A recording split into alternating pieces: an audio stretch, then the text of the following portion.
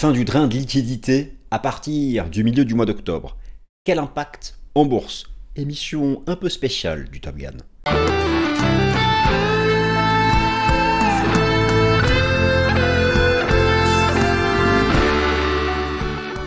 Avertissement légal. Cette vidéo ne constitue en aucun cas un conseil financier. Le contenu de cette vidéo ne constitue en aucun cas un conseil financier. Merci à tous. Chers amis, ravi de vous retrouver pour cette nouvelle édition du Top Gun. Donc voilà le titre.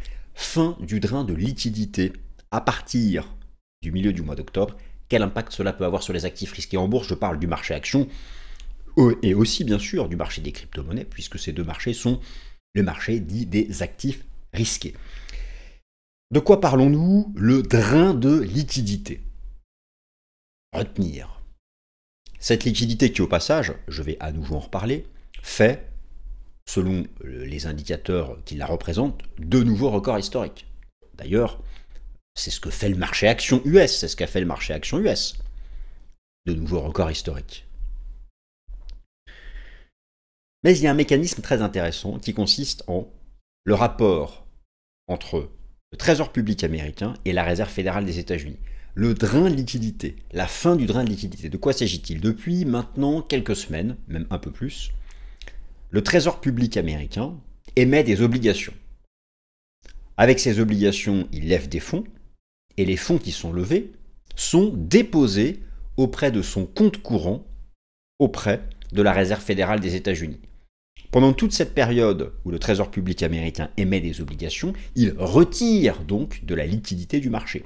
La liquidité globale, elle, fait de nouveaux records, mais il la retire provisoirement, le temps d'alimenter son compte auprès de la Fed, et arrive un moment où ce compte est rempli, et ensuite, le Trésor public, le gouvernement américain, prend cet argent pour investir, faire des dépenses d'investissement, payer les salaires des fonctionnaires, etc. Les aides multiples et variées du gouvernement fédéral à l'économie. Eh bien, ça y est, depuis début octobre, éventuellement mi-octobre, début octobre, mi-octobre, le compte du Trésor public auprès de la Fed est rempli. Et donc cette liquidité, on parle de centaines de milliards, qui a été levée depuis quelques mois, que l'on voit dans les indicateurs de liquidité, mais qui était mis entre parenthèses provisoirement, va revenir progressivement sur le marché. Cela pourrait être un moteur ultime de fin d'année pour les actifs risqués en bourse. Dans cette nouvelle édition du Top Gun, qu'est-ce qu'on fait? Première partie, je vais vous faire une petite annonce, peut-être que certains le savent déjà, mais Swissquote est arrivé sur TradingView. Vous pouvez d'ailleurs, donc sur TradingView, vous connecter à votre compte Swissquote, mais surtout, Swissquote propose, par mon intermédiaire, des analyses chaque jour sur le portail TradingView. Je vais donc vous montrer où accéder à cela, si bien sûr cela vous intéresse de me lire. Deuxième partie, les temps forts fondamentaux de la semaine, ce sera rapide. Troisième partie, TGA et cycle de liquidité. Donc TGA, c'est le compte du Trésor public auprès de la Réserve fédérale des États-Unis, Treasury General Account, et le cycle de liquidité. Avec un beau schéma, je vais tout vous réexpliquer comment exactement cela fonctionne. Ensuite, quatrième partie, justement, ce cycle de remplissage du TGA auprès de la Fed arrive à son terme, où on est globalement la liquidité de manière globale. On va reprendre ensemble tous les indicateurs de liquidité, les différentes façons de représenter cette liquidité, le M2 mondial, la liquidité structurelle, la liquidité nette au sein du système financier américain, la liquidité macroéconomique. Et vous allez voir, les configurations sont intéressantes. Cela pourrait être un moteur ultime de fin d'année. Pour terminer ce bull market qui a commencé en 2022. Cinquième partie, un peu plus spécifiquement, le rapport entre Bitcoin et la liquidité et peut-être justement OT4, le rôle positif que pourrait avoir la fin du remplissage du TGA auprès de la Fed. Et donc, tous ces fonds que le Trésor public américain a levés, qu'il a mis sur son compte auprès de la Fed et qui pourrait revenir à l'économie et donc il finit ruisseler sur les marchés. Et si bien sûr la macro l'autorise, aller sur les actifs risqués en bourse. Et on terminera par un point technique sur les indices US et les indices européens. Fin du drain de liquidité à partir du début du mois d'octobre, milieu du mois d'octobre. Quel impact sur les marchés? C'est parti les amis, je vous explique tout. De manière schématique, le plan je vous l'ai donné à l'instant, il s'affiche à nouveau sous vos yeux. Donc cette partie, comme d'habitude, une vidéo structurée, comme d'habitude, ce plan ici, ce plan, je le montre avec le doigt, mais bon, vous ne voyez pas mon doigt, peu importe. Eh bien, ce plan, vous le retrouvez dans la barre de temps. Vous pouvez aller directement à la partie qui vous intéresse, mais surtout restez avec moi pour le premier slide, puisque vous pouvez suivre depuis maintenant un certain nombre de mois. Alors, vous n'êtes pas sans savoir donc que Swissquote a été intégré donc à la plateforme TradingView. Et surtout donc, Swissquote, par mon intermédiaire, anime, vous pouvez suivre ici cette URL, anime chaque jour sur le portail TradingView, anime chaque jour, pardon, sur le portail TradingView, eh bien, cette page où vous allez retrouver, donc d'ailleurs dans plusieurs langues, mais notamment en français, une analyse de marché par jour. Donc sur toutes les classes d'actifs, marché des crypto-monnaies, marché des changes, marché des matières premières, les métaux précieux, l'énergie, le marché action, le forex. Bref, si vous vous intéressez à mes vidéos et que vous aimez aussi peut-être me lire, eh bien, n'hésitez pas à vous abonner. Bien sûr, tout ça c'est complètement gratuit, c'est archi gratuit. Simplement, vous allez sur TradingView, vous suivez donc cette URL, ça vous permet d'aller sur la page de garde du profil broker de Swissquote et vous pouvez me lire, je publie tous les matins sur des sujets variés et sur toutes les classes d'actifs, donc je compte sur vous, rejoignez-moi, soutenez-moi, soutenez Swissquote, soutenez mon travail, et puis bon, ce sont des points intéressants, donc voilà, je compte sur vous les amis, vous êtes déjà 2000 à vous être abonnés, merci à tous ceux qui prendront le temps de le faire en suivant cette URL. On attaque les temps forts fondamentaux de la semaine. Alors c'est très simple, les temps forts fondamentaux de la semaine, nous avons cette semaine, ça cause, oh ça cause, comme moi qui cause, les minutes du FOMC, donc le compte rendu sur la dernière décision de politique monétaire de la Fed. Je vous rappelle que désormais, la probabilité que la Fed baisse le taux d'intérêt des fonds fédéraux en octobre, c'est plus de 90%.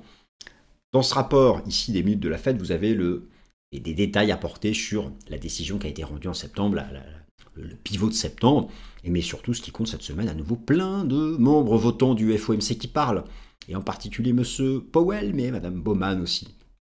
Donc tout cela aura un impact sur les perspectives de politique monétaire. Grosso modo, ce sont les temps forts fondamentaux de cette semaine, avec bien sûr quelques statistiques US. Et si nous attaquons le vif du sujet de ce Top Gun, TGA et cycle de liquidité, de quoi parlons-nous? Alors les stats sont en anglais, mais tout le monde les comprend sans problème. De quoi parlons? TGA pour Treasury General Account. Ce qu'il faut savoir, c'est donc que le Trésor public américain possède l'équivalent d'un compte courant auprès de la Réserve fédérale des États-Unis. Le boulot du Trésor public américain, bien sûr, lève les impôts, mais aussi le boulot du Trésor public américain, c'est de financer les dépenses de l'État fédéral US et, sans surprise, vous savez que cela est fait en grande partie à travers la dette, à travers l'émission d'obligations. Et donc, le gouvernement US émet donc des obligations et ces obligations rapportent de l'argent. Cet argent est donc déposé, donc ceux qui achètent les obligations, ce sont essentiellement les institutionnels qui achètent les obligations d'État US, et les fonds qui sont déposés, les fonds qui sont levés sont déposés sur ce qu'on appelle le TGA.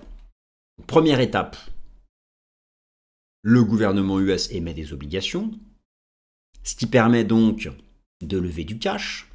Ce cash, pendant la période de levée, en général, ça dure plusieurs mois. Donc là, ça a commencé au printemps dernier. Depuis à peu près le printemps dernier, début de l'été dernier, le gouvernement US est dans cette phase où il lève des fonds. Il fait de la dette, quoi. Il émet de la dette.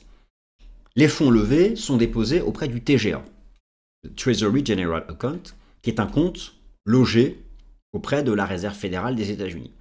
Grosso modo, à travers les communications du gouvernement US, ce que nous savons, c'est que entre début octobre et la mi-octobre, nous arrivons au bout du bout. Grand max mi-octobre, le TGA sera rempli. Et une fois que le compte courant du Trésor public américain auprès de la Fed est rempli, et bien derrière, troisième étape, le gouvernement US peut utiliser l'argent de ce compte pour investir, pour bien faire toutes les dépenses habituelles des aides d'État, les dépenses budgétaires de l'État, et payer aussi les salaires des fonctionnaires. Bref, cet argent, à travers un certain nombre de canaux, revient à l'économie. Donc en fait, ce qui se passe, c'est que depuis maintenant plusieurs semaines, et notamment pendant tout l'été, il y avait donc un drain de liquidité. C'est-à-dire que globalement, la liquidité faisait de nouveaux records, c'est ce que je vais vous montrer dans les prochains slides, mais cette liquidité qui faisait de nouveaux records était accaparée par le gouvernement US, qui provisoirement la mettait sur son compte courant auprès de la Fed. Et d'ailleurs, je vais vous montrer exactement, regardez ce qui se passait, regardez l'évolution de ce qu'on appelle la liquidité nette au sein du système financier US. Depuis le début de l'été, la liquidité nette était en baisse parce que provisoirement, le gouvernement US ponctionnait la liquidité des marchés pour la mettre sur son compte courant auprès de la Fed, le temps de le remplir, c'est comme ça que ça fonctionne, avant de les dépenser, le mécanisme c'est de remplir ce compte courant. Et une fois qu'il est rempli, on est parti des marchés, l'argent est allé sur le TGA, et l'argent va revenir sur les marchés. Et donc ça y est, là, entre maintenant et la mi-octobre, ce TGA est rempli. Ce TGA est rempli. Et donc, il va y avoir un retour et une augmentation de la liquidité nette au sein du système financier américain.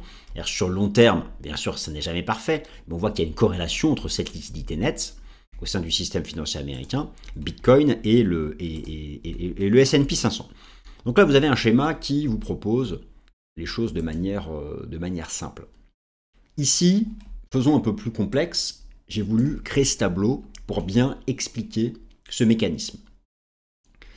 Donc, nous allons procéder en 5 étapes. Qu'est-ce que le TGA? Le TGA, Treasury General Account, c'est le compte du Trésor public américain auprès de la Fed. Jusqu'à là, tout va bien. Pour faire ses dépenses, le gouvernement américain a besoin de prendre l'argent depuis une base de départ. Cette base de départ, c'est le TGA. Pour alimenter ce TGA, entre autres, le gouvernement américain, même en grande partie, émet de la dette. Ça va être donc un drain de liquidité, puisque en émettant de la dette, eh bien, les banques, les institutionnels prêtent l'argent au gouvernement US, donc la liquidité sort des marchés et de l'économie. Elle va dans les poches du gouvernement US. Ça dure plusieurs mois, ça a commencé au début de l'été, et là donc, et ça, je m'appuie sur les communications du gouvernement US, jusqu'à début octobre, c'était à peu près ce qui était annoncé, early October, tout début octobre, mi-octobre grand max, le temps que les choses arrivent au bout du bout, eh bien, ce TGA était en phase de remplissage.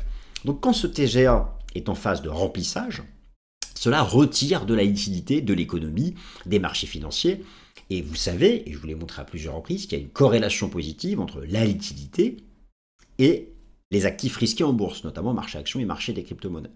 Et donc, depuis début octobre, mais essentiellement à partir de la deuxième semaine du mois d'octobre, eh bien, le remplissage du TGA est atteint, et ces fonds sont donc disponibles, et tous ces dollars qu'a levé le gouvernement américain va revenir en direction des banques, en direction des marchés, en direction des consommateurs, à travers donc les dépenses de l'État, à travers les investissements de l'État dans l'économie réelle.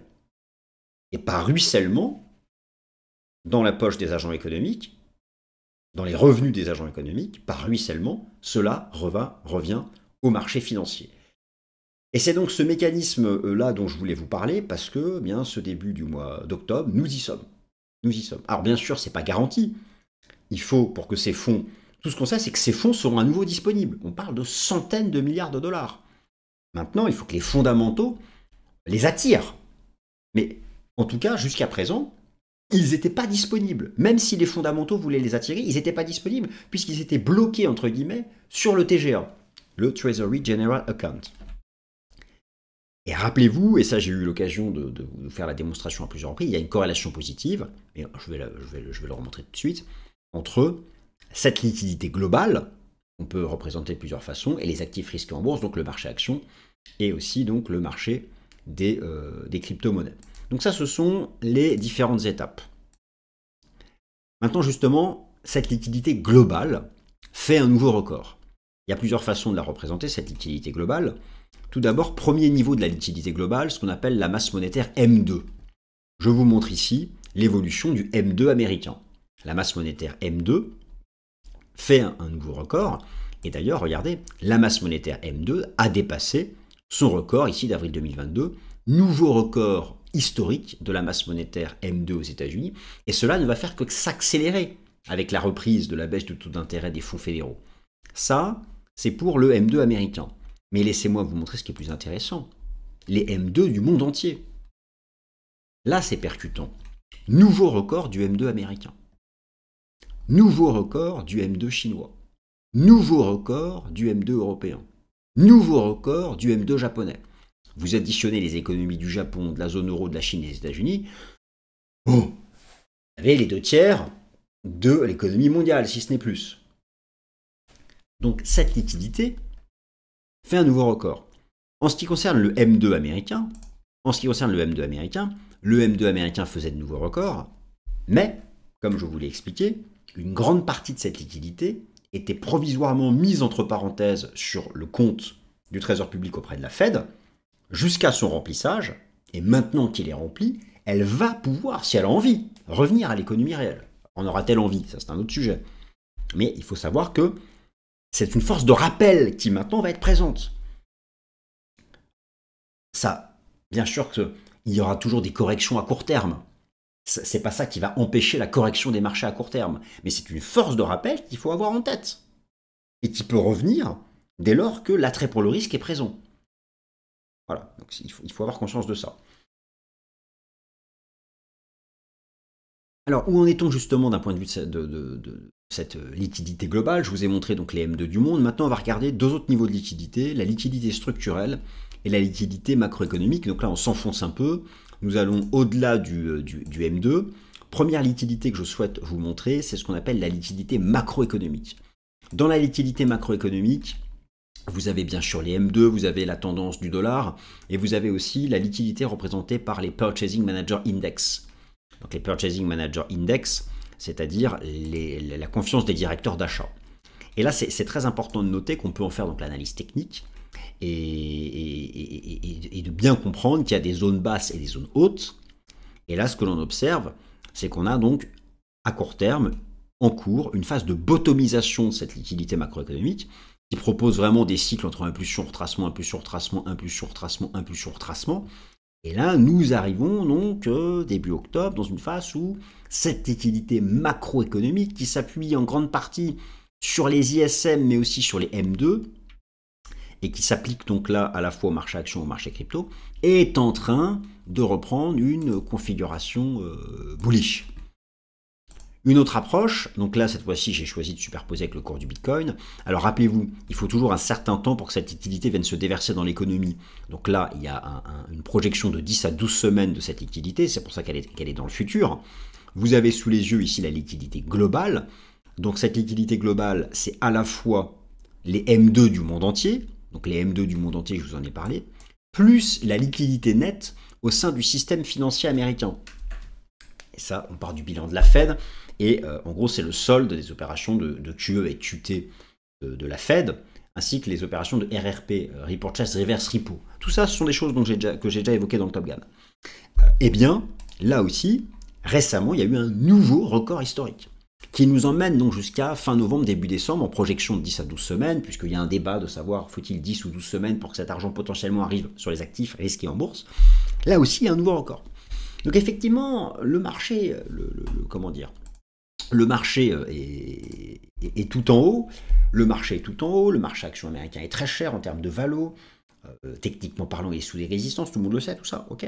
J'en parle souvent et je vous ai fait une vidéo la semaine dernière sur cette surchauffe du marché action US, mais une surchauffe que j'ai nuancée d'ailleurs. Mais il y a cette histoire de liquidité qui reste un facteur de soutien puissant. Et donc, effectivement, il peut y avoir des corrections court terme sur le marché, il y en aura toujours. Mais à ceux qui pensent qu'il est temps de jouer le début d'un effondrement des marchés, d'un crack majeur, d'un bear market d'un an, dites-vous bien une chose, attention, la liquidité va jouer contre vous. En tout cas maintenant, ce sera peut-être plus le cas en 2026. Mais là, maintenant, la liquidité va jouer contre vous, même s'il peut y avoir des corrections à court terme. Et d'autant plus que là, on a donc, début octobre, mi-octobre, c'est la fin du remplissage du TGA. C'est massif. Ce sont des centaines de milliards qui vont revenir à l'économie. Alors, est-ce que pour autant, ils iront ruisseler sur les actifs risqués en bourse? C'est un autre sujet, mais dites-vous bien, ayez toujours ça en tête, pour ne pas jouer trop tôt le début d'un bear market.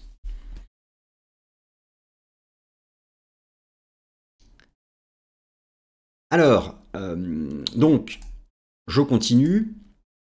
Bitcoin et liquidité, va-t-il y avoir un réalignement au 4e trimestre? Alors effectivement, le 3e trimestre a été un peu fait pour Bitcoin, le 4e trimestre démarre différemment. Nous savons que le 4e trimestre est de l'histoire de Bitcoin, et en particulier en dernière année de fin de cycle, le meilleur, d'un point de vue des performances. Et vous avez eu cet été un écart entre la liquidité mondiale M2, représentée ici en vert et projetée dans le futur, puisque rappelez-vous qu'il faut du temps pour que ça arrive potentiellement sur les actifs risqués, et le cours du BTC ici en rouge, alors que sur notre cycle, la corrélation était très forte. Cette décorrélation de l'été, je l'explique justement par cette phase de remplissage du TGA, qui avait mis entre parenthèses la liquidité. La grande majorité de la liquidité, parce que le Trésor public américain ponctionnait la liquidité des marchés pour la mettre sur son compte auprès de la Fed, sauf que maintenant c'est le contraire qui va se passer. Du compte du Trésor public vers la Fed, on va revenir vers l'économie. Y aura-t-il à ce moment-là un réalignement du cours du Bitcoin sur cette liquidité mondiale? C'est une hypothèse que j'émets. Pas le point sur octobre-novembre, mais il semble quand même que là, depuis début octobre, il y a eu un petit mouvement bullish sur BTC qui n'est pas inintéressant. Peut-être donc que cela validera ce point de vue que j'ai, qui est que nous sommes dans la step 3. C'est le graphique que je vous ai montré tout à l'heure. Pendant tout l'été, on a eu la step 1 et la step 2. Le gouvernement américain émettait des obligations, levait du cash, le cash allait sur le TGA. Et désormais, nous sommes sur l'étape numéro 3. Les fonds du TGA vont revenir, la flèche n'est pas du bon côté, vont revenir vers l'économie réelle. Et ça peut être une force de rappel importante. Qui n'empêche pas les corrections court terme, mais qui peut neutraliser le point de départ d'un énorme bear market qui arrivera, mais que je vois moi davantage sur l'année 2026. Bon, j'espère que ce que je vous montre là, ça vous intéresse. C'est un peu différent des Top Gun habituels, mais ça me paraissait important de faire le point là-dessus. Allez, un petit point technique rapidos sur le S&P 500, puisqu'il n'y a pas beaucoup de... Alors, toujours le haut de canal, 7 vague 5, mais il n'y a pas de divergence. J'ai rien à ajouter par rapport au Top Gun que je vous ai proposé la semaine dernière. Une correction court terme peut démarrer par rapport à ces niveaux incroyables qui ont été atteints. Là, quand j'enregistre la vidéo, on est vraiment dans le haut de canal. Ce sera peut-être différent quand elle sera publiée, puisque j'enregistre toujours avant la mise en ligne. Bien sûr, je n'enregistre pas le lundi à 6h du mat. Donc, il n'y a pas de surchauffe d'un point de vue quantitatif. Il y a toujours beaucoup de vendeurs pour avoir un top majeur. Lorsque vous regardez le rapport Commitment of Traders, le positionnement institutionnel, il n'y a pas d'augmentation des positions short. Donc, oui, il peut y avoir des corrections à court terme, mais par rapport à ce que je vous ai montré sur la liquidité, par rapport à ce qu'on voit d'un point de vue quantitatif, du sentiment du marché ou du positionnement institutionnel, il peut y avoir des corrections à court terme, mais ça me semble trop tôt pour envisager le point de départ d'un grand bear market, que je vois moi davantage sur l'année 2026. Et enfin, je voulais vous montrer ce qui se passe sur les actions européennes. La meilleure façon d'analyser les actions européennes, c'est de pratiquer l'analyse technique sur le contrat futur Eurostoxx 50. Et là, laissez-moi vous montrer où en est ce contrat futur Eurostoxx 50. Le contrat futur Eurostoxx 50 qui représente les actions européennes et qui est en train de faire un breakout de son record de la bulle Internet. Sans divergence en hebdo, sans divergence en monthly, sans divergence en hebdo, et potentiellement ici une pattern de continuation. Il semble donc que ces actions européennes, même s'il peut y avoir toujours des retracements sur support à court terme, soient en mesure, d'ici la fin de l'année, des big caps européennes, du CAC, du DAX entre autres, de développer davantage leur tendance haussière. Ce breakout sur le contrat futur Eurostoxx 50, qui est le plus tradé en Europe, n'est pas anodin. Voilà, chers amis, j'espère que ce gros point liquidité, et notamment donc sur ce mécanisme de remplissage du TGA et son lien avec les marchés, vous a intéressé. C'était un Tangan un peu spécial, mais je compte sur tous vos likes qui me donnent beaucoup de bonheur. Merci à tous, bonne semaine.